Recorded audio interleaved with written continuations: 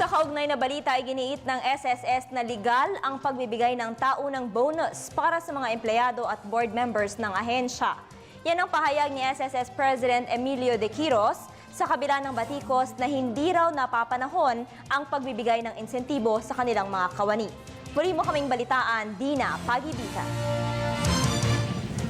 Iginiit ng pamunuan ng SSS o Social Security System na legal at moral ang pagbibigay ng taunang insentibo o bonus sa mga empleyado at board members ng ahensya. SSS President and Chief Executive Emilio de Quiros Jr. Ito raw ay performance-based bonus kung saan napapaloob ito sa GCG o Governance Commission for Government Guidelines. December 2012 nang maibigay ang 276 million bonus ng mga top employees para sa taong 2012.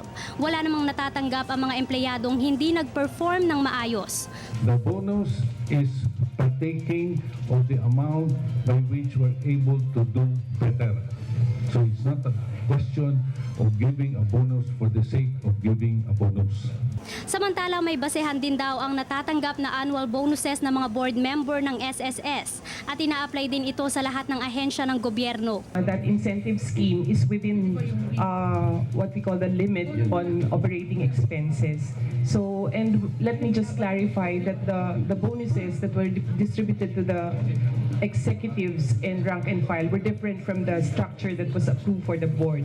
So, and I think the guidelines were set by the GCG. Sa usapin naman ng pagiging moral, paliwanag ni Quiros, kinakailangan nilang kumuha ng mga empleyadong may integridad para mapatakbo ang ahensya ng maayos. Umabot ng mahigit 1 milyong insentibo ng bawat board member kasama si Quiros para sa taong 2012 dahil sa 2 beses na meeting kada buwan na inaatenda ng mga board member na nagkakahalaga ng 40,000 per meeting at 2 committee meeting kada buwan na nagkakahalaga naman ng 20,000 per meeting. Ibig sabihin, kapag perfect attendance ang board member, makakatanggap siya ng mahigit na 1 milyong insentibo kada taon.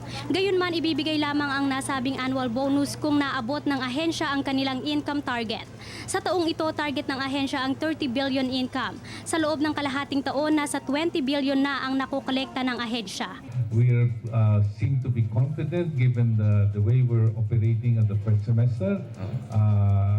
If we're able to meet all of those, income is just one of them. Yeah. There are many other criteria for targets that we need to achieve. Para sa Telebisyon ng Bayan, ako si Dina Pagibitan.